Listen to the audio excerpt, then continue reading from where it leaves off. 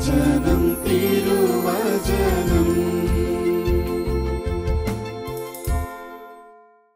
യേശുവിൽ ഏറ്റവും പ്രിയപ്പെട്ട എൻ്റെ സഹോദരി സഹോദരന്മാരെ, ശാലോം ടെലിവിഷൻ്റെ വചനം തിരുവചനം ശുശ്രൂഷയിലേക്ക് സ്നേഹത്തോടെ എല്ലാവരെയും സ്വാഗതം ചെയ്യുന്നു. ഇന്ന് നമ്മൾ ചിന്തിക്കുന്ന വിഷയം ഘട്ടം ഘട്ടമായി പുണ്യ പരിപൂർണതയിലേക്ക് വളർന്നു വരിക എന്നതിനെ പറ്റിയാണ്. യേശു ഇപ്രകാരം നമ്മെ പഠിപ്പിക്കുന്നുണ്ട്: നിങ്ങളുടെ സ്വർഗസ്ഥനായ പിതാവ് പരിപൂർണനായിരിക്കുന്നത് പോലെ നിങ്ങളും പരിപൂർണരായിരിക്കുവിൻ. വീണ്ടും ദൈവത്തിൻ്റെ വചനം പറയുന്നു, ഞാൻ പരിശുദ്ധനാണ്, അതുകൊണ്ട് നിങ്ങളും പരിശുദ്ധരായിരിക്കുവിൻ. നിങ്ങളെ വിളിച്ചവൻ പരിശുദ്ധനായിരിക്കുന്നത് പോലെ നിങ്ങളും പരിശുദ്ധരായിരിക്കുവിൻ. ഇത് കേൾക്കുമ്പോൾ തന്നെ നമുക്ക് ഒരു ഭയം തോന്നുകയാണ്. എങ്ങനെയാണ് സ്വർഗത്തിലെ പിതാവ് പരിപൂർണനായിരിക്കുന്നത് പോലെ പരിപൂർണരാകുവാൻ കുറവുകളും ബലഹീനതകളുമുള്ള നമ്മെക്കൊണ്ട് സാധിക്കുന്നത്? എങ്ങനെയാണ് ദൈവത്തിൻ്റെ പരിശുദ്ധിയിലേക്ക് നമുക്ക് വളരാനായിട്ട് സാധിക്കുന്നത്? പലരും ഇത് കേൾക്കുമ്പോൾ ഒരിക്കലും നടക്കാത്ത കാര്യമാണ് എന്ന് പറഞ്ഞ് ആത്മീയ ജീവിതത്തിലേക്ക് പ്രവേശിക്കുക പോലും ചെയ്യാതെ മാറിക്കളയുന്നത് കണ്ടിട്ടുണ്ട്. എന്നാൽ പ്രിയപ്പെട്ടവരെ, കർത്താവ് ഇവിടെ ഉദ്ദേശിക്കുന്നത് മെച്യൂരിറ്റിയാണ്, അതായത് പക്വതയാണ്. ആത്മീയമായി നമ്മിൽ നിന്നും ദൈവം ആഗ്രഹിക്കുന്ന ഒരു പക്വതയുടെ ലെവൽ നമ്മൾ എത്തിച്ചേരാനായിട്ടുണ്ട്. അങ്ങോട്ടേക്ക് വളരണമെന്ന് ദൈവം ആഗ്രഹിക്കുന്നുണ്ട്.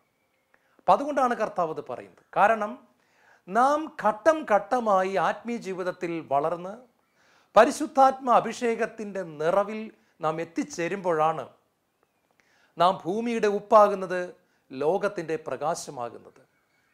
നമ്മൾ എങ്ങനെയെങ്കിലുമൊക്കെ ജീവിച്ചിട്ട് ജഡികരായി മുന്നോട്ട് പോയിട്ട് ലോകത്തിൻ്റെ പ്രകാശമാണ്, ഭൂമിയുടെ ഉപ്പാണ് എന്ന് പറഞ്ഞാൽ അതിന് യാതൊരു വിലയുമില്ല എന്ന് നമുക്കറിയാം. കർത്താവ് തന്നെ ഇപ്രകാരം പറയുന്നുണ്ട്: ഉപ്പിന് അതിൻ്റെ ഉപ്പ് രസം നഷ്ടപ്പെട്ടു പോയാൽ എന്ത് പ്രയോജനം? മനുഷ്യരാൽ ചവിട്ടപ്പെടാനല്ലാതെ മറ്റൊന്നിനും അത് കൊള്ളുകയില്ല. ഒരു വിളക്ക് കെട്ടുപോയാൽ പിന്നീട് അവിടെ കരിന്തിരിയാണ്, അവിടെ പ്രകാശം വരുന്നില്ല. അതുകൊണ്ട് പ്രിയപ്പെട്ട സഹോദരങ്ങളെ, ദൈവം നമ്മെ വിളിക്കുന്നു എന്തിനു വേണ്ടിയാണെന്നറിയാമോ? സ്വർഗത്ത് പോകാൻ വേണ്ടി മാത്രമല്ല. നമ്മളെ സ്വർഗത്ത് പോകാൻ വേണ്ടി മാത്രമാണ് കർത്താവ് വിളിക്കുന്നതെങ്കിൽ കർത്താവിന് നമ്മളെ സ്വർഗത്ത് സൃഷ്ടിച്ചാൽ മതിയായിരുന്നു. പക്ഷെ അതല്ല, ഭൂമിയിൽ നമുക്ക് വലിയ ഒരു ഉത്തരവാദിത്വമുണ്ട്. നഷ്ടപ്പെട്ട് തകർന്നു കിടക്കുന്ന ഈ ഭൂമിയിൽ അതിൻ്റെ ഉപ്പായി തീരാനുള്ള വലിയൊരു വിളിയും അന്ധകാരത്തിൽ കഴിയുന്ന ജനങ്ങളുടെ ഇടയിൽ പ്രകാശമാകാനുള്ള വലിയൊരു ഉത്തരവാദിത്വവും ദൈവം നമ്മളെ ഭരമേൽപ്പിക്കുകയാണ്. ഘട്ടം ഘട്ടമായിട്ടാണ് നമുക്ക് ആത്മീയ ജീവിതത്തിൽ വളരാനായിട്ട് സാധിക്കുന്നത്. ഞാൻ പത്രോസിൻ്റെ ജീവിതം ഇന്ന് നിങ്ങളുടെ മുമ്പിൽ കടമെടുക്കുകയാണ്, മറ്റൊന്നിനും വേണ്ടിയിട്ടല്ല. ഞാനൊരു പത്രോസാണ്, നിങ്ങൾ ഒരു പത്രോസാണ്. നമുക്ക് പരിശുദ്ധ കന്യകാമറിയത്തെ ഉദാഹരണമായിട്ട് എടുക്കാൻ പറ്റുകയില്ല, കാരണം അമ്മ പരിശുദ്ധയാണ്. നമുക്കൊരു പാപിയായ വ്യക്തിയെ, കുറവുകളുള്ള വ്യക്തിയെ നമ്മുടെ റോൾ മോഡലായിട്ട് എടുത്തുകൊണ്ട് നമ്മൾ മുന്നോട്ട് പോകുകയാണെങ്കിൽ ആ വ്യക്തി കടന്നുപോയ എല്ലാ ഘട്ടങ്ങളിലൂടെയും നമ്മളും കടന്നു പോകുമ്പോൾ നമുക്കും വിജയം വരിക്കാൻ സാധിക്കും. അതുകൊണ്ടാണ് ഈ പത്രോസിൻ്റെയും ദാവീദിൻ്റെയൊക്കെ ജീവിതം നമ്മുടെ മുമ്പിൽ പരിശുദ്ധാത്മാവ് ബൈബിളിൽ വരച്ച് കാണിച്ചിരിക്കുന്നത്. ബൈബിൾ എന്ന് പറയുന്നത് സൂപ്പർ സ്റ്റാറുകളുടെ ഒരു ചരിത്രമല്ല, പകരം ബലഹീനത നിറഞ്ഞ സാധാരണക്കാരായ മനുഷ്യർ ദൈവത്തിൻ്റെ ആത്മാവ് വന്ന് കഴിഞ്ഞപ്പോൾ അസാധാരണക്കാരായി മാറുന്നതിൻ്റെ ചരിത്രമാണ് ബൈബിൾ പറയുന്നത്. ഞാൻ ഒന്നുകൂടെ പറയാം, എന്നെയും നിങ്ങളെയും പോലുള്ള സാധാരണക്കാരായ മനുഷ്യരെ അസാധാരണക്കാരായി മാറ്റുന്ന ഒരു വലിയ ദൈവം നമുക്കുണ്ട്. ആ ദൈവം നമ്മിൽ പ്രവർത്തിക്കുമ്പോൾ സാധാരണ മനുഷ്യർ അസാധാരണ മനുഷ്യരായി മാറുന്നു. നമ്മൾ ഒന്നാമതായിട്ട് ചിന്തിക്കുന്നത് പത്രോസ് യേശുവിനെ കണ്ടുമുട്ടുന്ന രംഗമാണ്. യോഹന്നാന്റെ സുവിശേഷം 1-ാം അധ്യായത്തിൽ നമ്മളത് കാണുന്നു. അന്ത്രയോസ് ഈ പത്രോസിനെ യേശുവിൻ്റെ പക്കലേക്ക് കൂട്ടിക്കൊണ്ടുവന്ന് പരിചയപ്പെടുത്തി കൊടുക്കുകയാണ്. ഇതുപോലെ നമുക്കും ആരോ യേശുവിനെ പരിചയപ്പെടുത്തി തന്നിട്ടുണ്ട്. അത്ഭുതങ്ങൾ ചെയ്യുന്ന ഒരു യേശുവുണ്ട്, കണ്ണുനീര് തുടയ്ക്കുന്ന ഒരു യേശുവുണ്ട്, പ്രാർത്ഥനയ്ക്ക് മറുപടി തരുന്ന ഒരു യേശുവുണ്ട്, വിടുതൽ തരുന്ന ഒരു യേശുവുണ്ട്, അസാധ്യങ്ങളെ സാധ്യമാക്കുന്ന ഒരു യേശുവുണ്ട്. എല്ലാറ്റിലുപരി എത്ര വലിയ പാപിയോടും കരുണ കാണിക്കുന്ന ഒരു യേശുവുണ്ട്. നീയും ആ പ്രാർത്ഥനാ ഗ്രൂപ്പിൽ വന്ന് നോക്കൂ, അല്ലെങ്കിൽ ആ ധ്യാനത്തിനൊന്ന് പോയി നോക്കൂ എന്ന് പറഞ്ഞ് നമ്മെയും ആരോ യേശുവിൻ്റെ പക്കൽ കൂട്ടിക്കൊണ്ടു വന്നിട്ടുണ്ട്. അതായത് യേശു നമ്മുടെ ജീവിതത്തിൽ ആദ്യമായിട്ട് ഒരു വ്യക്തിയായിട്ട് കടന്നു വരുന്ന, യേശുവിനെ നാം കണ്ടുമുട്ടുന്ന ഒരു അനുഭവം നമ്മുടെ ജീവിതത്തിൽ ഉണ്ടാകുന്നതാണ് ഒന്നാമത്തെ ഘട്ടം. ക്രിസ്ത്യാനിയായിട്ട് ആർക്കും ജനിക്കാൻ സാധ്യമല്ല. ക്രിസ്തീയ കുടുംബത്തിൽ നമുക്ക് ജനിക്കാൻ സാധിക്കും. എന്നാൽ യേശു ഒരു വ്യക്തിയുടെ ഉള്ളിൽ വരുമ്പോൾ മാത്രമാണ് ഒരു വ്യക്തി ക്രിസ്ത്യാനിയായി മാറുന്നത്, അല്ലെങ്കിൽ യേശു ക്രിസ്തുവിൻ്റെ അനുയായിയായി മാറുന്നത്, മകനായി മാറുന്നത്, മകളായി മാറുന്നത് എന്ന് നമുക്കറിയാം. യേശുവിൽ ഏറ്റവും പ്രിയപ്പെട്ടവരെ, ഒന്നാമത്തെ ഘട്ടത്തിൽ ഒരു വ്യക്തി യേശുവിനെ കണ്ടുമുട്ടുകയാണ്. അത് ഷാലോം TV ഒരു പ്രസംഗത്തിലൂടെ ആയിരിക്കാം, അല്ലെങ്കിൽ ഒരു നല്ല പുസ്തകത്തിലൂടെ ആയിരിക്കാം, അല്ലെങ്കിൽ ഒരു പ്രാർത്ഥനാ ഗ്രൂപ്പിൽ വെച്ചായിരിക്കാം, എവിടെ വെച്ചോ ആയിക്കോട്ടെ, ഒരു വ്യക്തി യേശു ക്രിസ്തുവിനെ കണ്ടുമുട്ടുന്നതാണ് ഒന്നാമത്തെ രംഗം. കണ്ടുമുട്ടുക എന്ന് പറഞ്ഞാൽ ദർശനം കാണുക എന്നല്ല ഞാൻ പറഞ്ഞതിൻ്റെ അർത്ഥം. പകരം യേശുവിൻ്റെ, ജീവനുള്ള യേശുവിൻ്റെ ഒരു തൊടുന്ന അനുഭവം നമുക്കുണ്ടാകുന്നു. യേശു ജീവനുള്ളവനായി നമുക്ക് അനുഭവപ്പെടുന്നു. ദൂരെ ഇരിക്കുന്ന ഒരു ദൈവമായിട്ടല്ല, പകരം അടുത്തു വരുന്ന ഒരു ദൈവമായിട്ട് അനുഭവപ്പെടുന്നതാണ് ഒന്നാമത്തെ ഘട്ടം. രണ്ടാമത്തെ ഘട്ടം എന്ന് പറയുന്നത് പത്രോസ് യേശുവിൻ്റെ സ്വന്തമാകുന്നതാണ്. ഫിലിപ്പിയ ലേഖനം 3-ാം അധ്യായം അതിൻ്റെ 12-ാമത്തെ തിരുവചനം ഇങ്ങനെ പറയുന്നു: യേശു ക്രിസ്തു എന്നെ സ്വന്തമാക്കിയിരിക്കുന്നു. നമ്മളിത് കാണുന്നത് ലൂക്കാ സുവിശേഷം അതിൻ്റെ 5-ാമത്തെ അധ്യായത്തിലാണ്. രാത്രി മുഴുവൻ അധ്വാനിച്ചിട്ടും ഒന്നും കിട്ടാതെ വിഷമിച്ച് പ്രഭാതത്തിൽ കടൽ തീരത്ത് നിന്ന് വിഷണ്ണനായി ദുഃഖിതനായി വല കഴുകിക്കൊണ്ടിരുന്ന പത്രോസിൻ്റെ പക്കലേക്ക് ഒരു പുഞ്ചിരിയോടെ യേശു കടന്നു വരികയാണ്. ആ പ്രഭാതത്തിൽ ഒന്നും കിട്ടാതെ വിഷമിച്ച് നിൽക്കുന്ന പത്രോസിനോട് യേശു ഒരു ചോദ്യം ചോദിക്കുന്നുണ്ട്: നിന്റെ ആ വള്ളം നീ എനിക്ക് തരാമോ? പത്രോസേ, ശിമിയോനെ, നിന്റെ ആ വഞ്ചി, നിന്റെ ആ വള്ളം എനിക്ക് തരാമോ? അഴുക്കു നിറഞ്ഞ മീനിൻ്റെ ദുർഗന്ധമുള്ള ആ വഞ്ചി നീ എനിക്ക് തരാമോ? പ്രിയപ്പെട്ടവരെ, പാപം നിറഞ്ഞ നമ്മുടെ ഹൃദയത്തെ ദൈവം ചോദിക്കുകയാണ്. ദുർഗന്ധം നിറഞ്ഞ നമ്മുടെ ജീവിതത്തിലേക്ക് കടന്നു വരാൻ ആഗ്രഹിച്ചുകൊണ്ട് നമ്മെ സ്വന്തമാക്കാൻ ആഗ്രഹിക്കുന്ന യേശുവിൻ്റെ ഹൃദയമാണ് നമ്മളിവിടെ കാണുന്നത്. നമ്മെ യേശുവിന് സ്വന്തമാക്കണം. ഒരു ഭാര്യയെ ഭർത്താവ് സ്വന്തമാക്കുന്നത് പോലെ, ഭർത്താവ് ഭാര്യയെ സ്വന്തമാക്കുന്നത് പോലെ യേശുവിന് നമ്മെ സ്വന്തമാക്കണം. അതാണ് ചോദിക്കുന്നത്. നിന്റെ വഞ്ചി എനിക്ക് വിട്ടുതരാമോ എന്ന് ചോദിക്കുകയാണ്. അവിടെ പത്രോസ് അതിന് മറുപടി കൊടുക്കുന്നു, വിട്ടുതരാമെന്ന് പറയുന്നു. പത്രോസ് വഞ്ചി വിട്ടുകൊടുക്കുന്നു. ആ വഞ്ചിയിലേക്ക് യേശു ക്രിസ്തു കയറുകയാണ്. ഇതാ നിന്റെ ഹൃദയത്തിൻ്റെ കവാടത്തിങ്കൽ ഞാൻ മുട്ടി വിളിക്കുന്നു. നീ എനിക്ക് വേണ്ടി വാതിൽ തുറന്നു തന്നാൽ ഞാൻ നിന്റെ ഉള്ളിൽ വരും, നിന്നോടൊപ്പം ഭക്ഷണം കഴിക്കുമെന്ന് വെളിപാട് പുസ്തകം 3-ാം അധ്യായത്തിൻ്റെ 20-ാമത്തെ തിരുവചനത്തിൽ പറഞ്ഞ കർത്താവ് പത്രോസിനെ സ്വന്തമാക്കുകയാണ്. ഇതുപോലെ പ്രിയപ്പെട്ടവരെ, ഒരു പ്രാർത്ഥന ഗ്രൂപ്പിൽ നമ്മൾ പോയാൽ മാത്രം പോരാ, ഒരു ധ്യാനത്തിന് പോയി കൈയടിച്ചാൽ മാത്രം പോരാ. പകരം നാം യേശു ക്രിസ്തുവിൻ്റെ സ്വന്തമായി തീർന്നിട്ടുണ്ടോ? യേശു നമ്മെ സ്വന്തമാക്കുവാൻ നാം നമ്മുടെ ഹൃദയത്തിൻ്റെ കവാടങ്ങൾ തുറന്നു കൊടുക്കുന്നുണ്ടോ എന്നുള്ളത് വളരെ പ്രസക്തമായ ഒരു ചോദ്യമാണ്.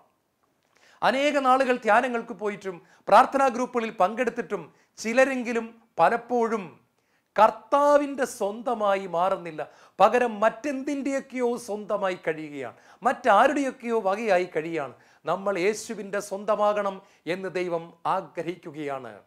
അവിടെ നിന്നെ ഞാൻ മനുഷ്യരെ പിടിക്കുന്നവരാക്കുമെന്ന് പറഞ്ഞുകൊണ്ട് പത്രോസിനെ പഴയ ജീവിതത്തിൽ നിന്നും മാറ്റി ഒരു പുതിയ യജമാനൻ്റെ നുകത്തിൻ്റെ കീഴിൽ ആക്കുന്ന രംഗം വളരെ മനോഹരമാണ്. പഴയകാല ജീവിതത്തോട് വിട പറഞ്ഞുകൊണ്ട് ഒരു പുതിയ ജീവിത പന്ഥാവിലേക്ക് പത്രോസ് കാലെടുത്ത് വയ്ക്കുകയാണ്. ഒരു പുതിയ വഴി പത്രോസ് തിരഞ്ഞെടുക്കുകയാണ്. പഴയതിനോടെല്ലാം വിട പറയുകയാണ്. പുതിയൊരു യജമാനൻ കടന്നു വരികയാണ്, പുതിയ ഒരു നാഥൻ കടന്നു വരികയാണ്.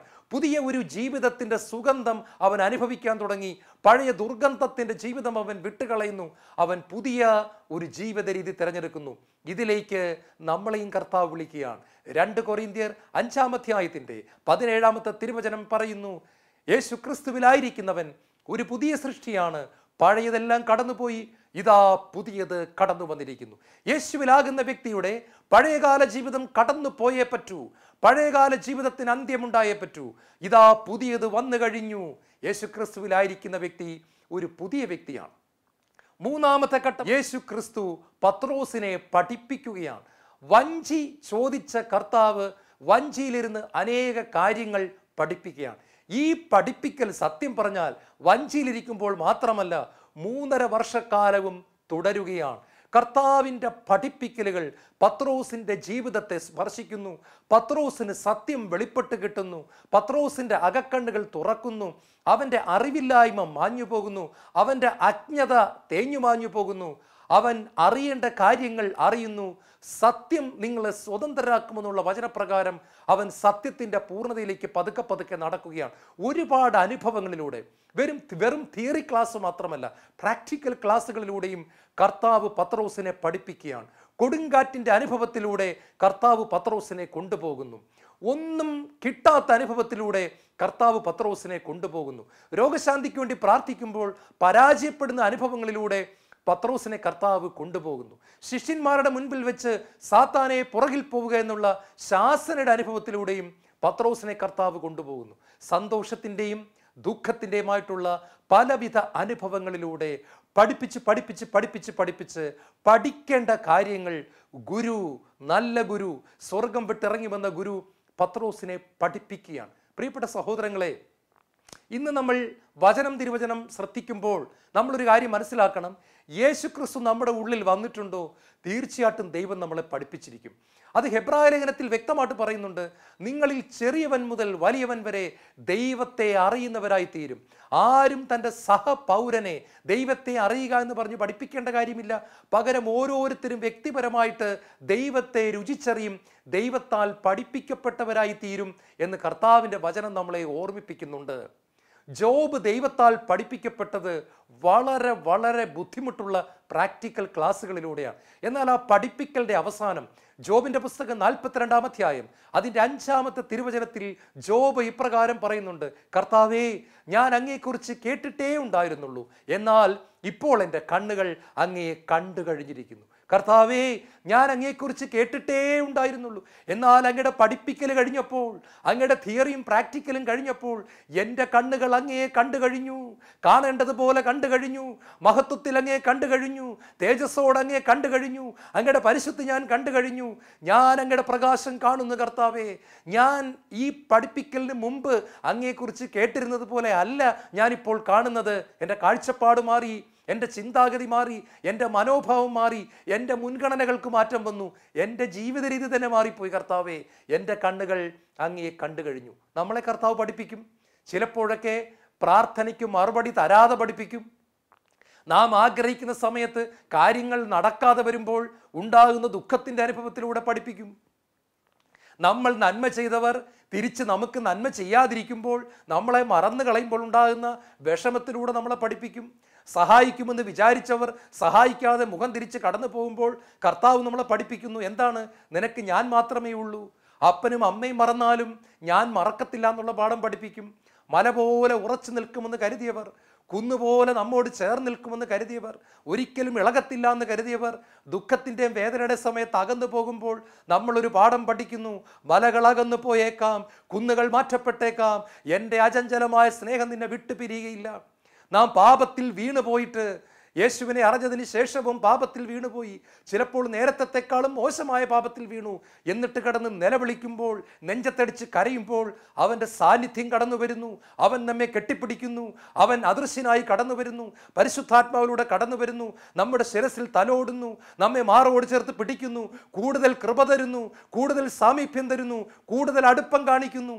നമ്മുടെ കണ്ണുകൾ നിറഞ്ഞൊഴുകുന്നു. നമുക്കൊരു കാര്യം മനസ്സിലാകുന്നു: അവിടുത്തെ സ്നേഹം അനന്തമാണ്, വ്യവസ്ഥകളില്ലാത്തതാണ്. അവിടുത്തെ സ്നേഹത്തിന് അതിരുകളില്ല. അവിടുന്ന് ഒരിക്കലും ഉപേക്ഷിക്കുന്നില്ല, തള്ളിക്കളയുന്നില്ല.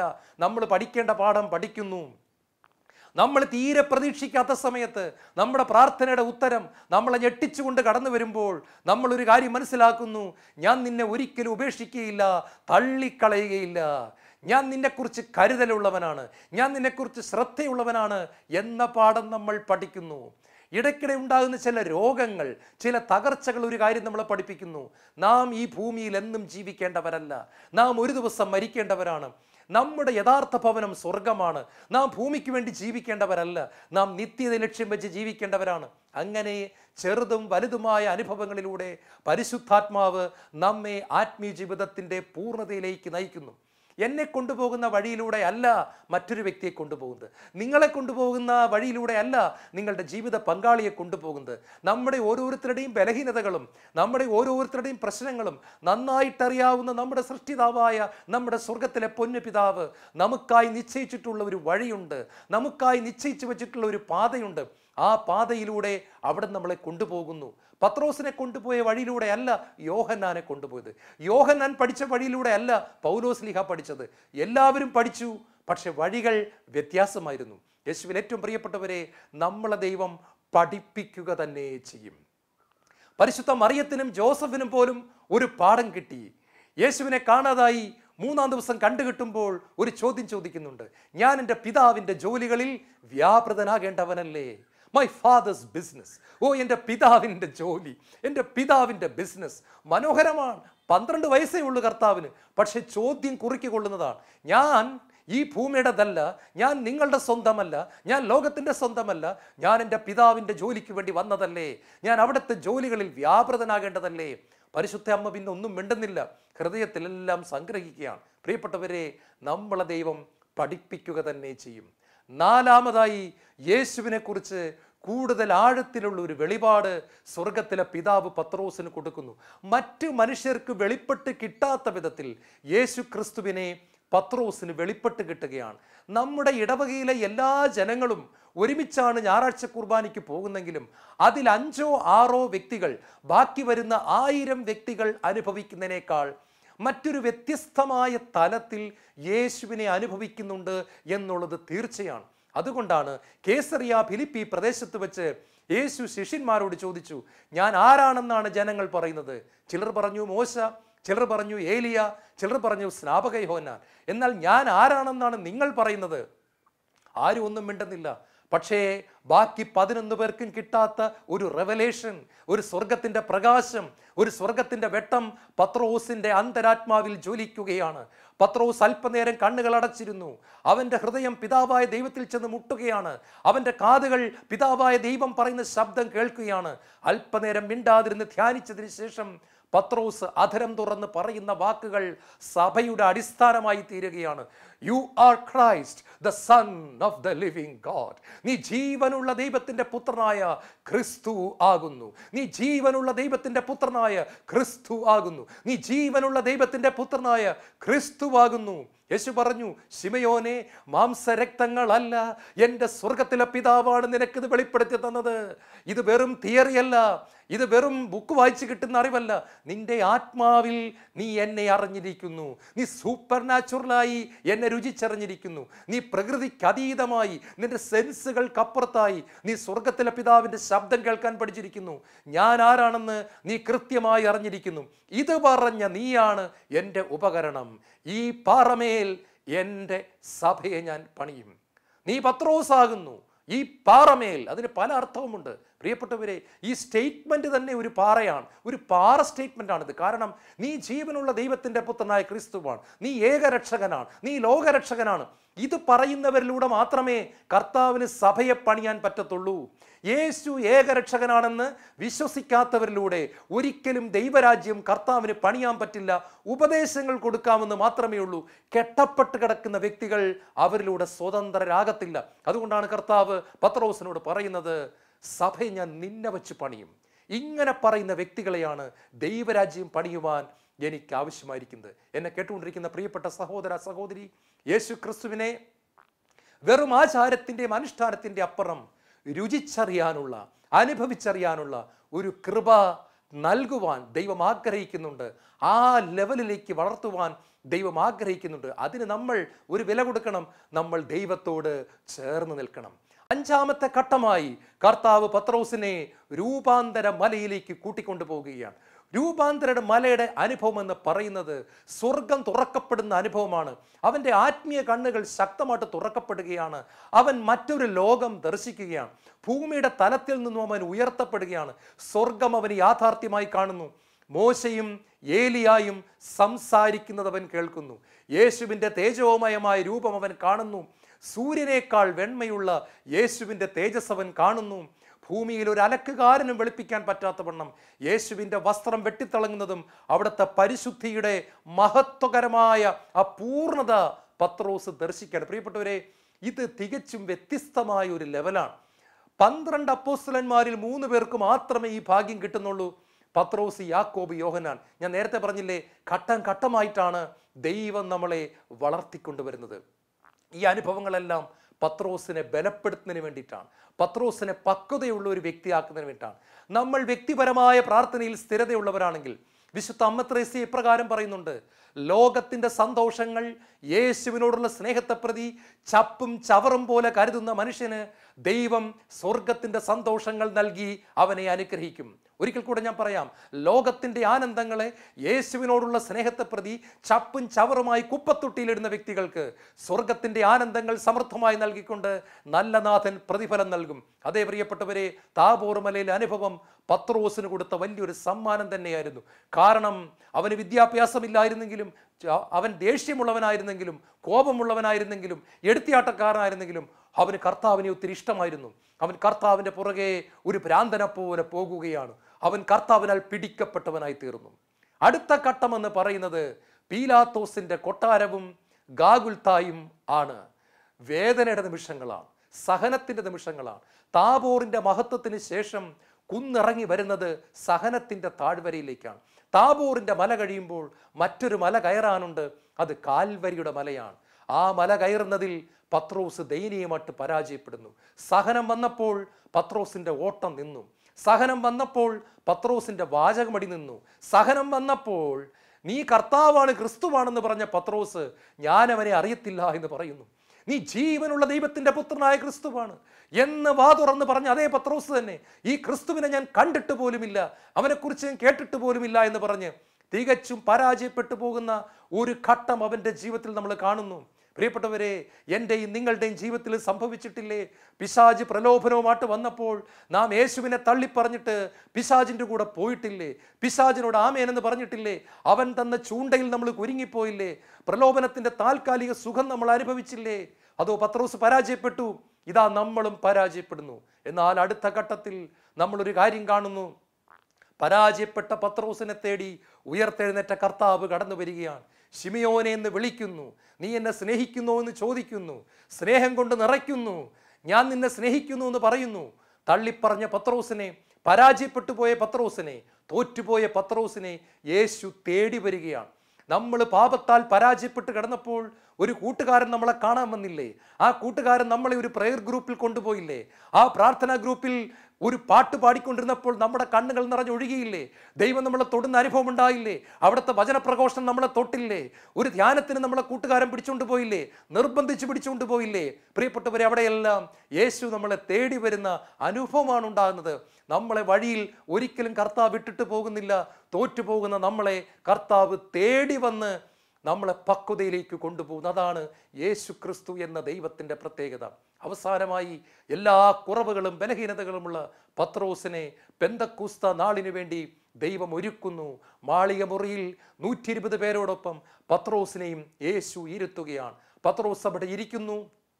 പെന്തക്കോസ്ത നാളിൽ പരിശുദ്ധാത്മാവ് സ്വർഗം തുറന്ന് കടന്നു വരുമ്പോൾ എല്ലാ ബലഹീനതകളുമുള്ള പത്രോസ് അഗ്നിനാളങ്ങളാൽ നിറയപ്പെടുകയാണ്.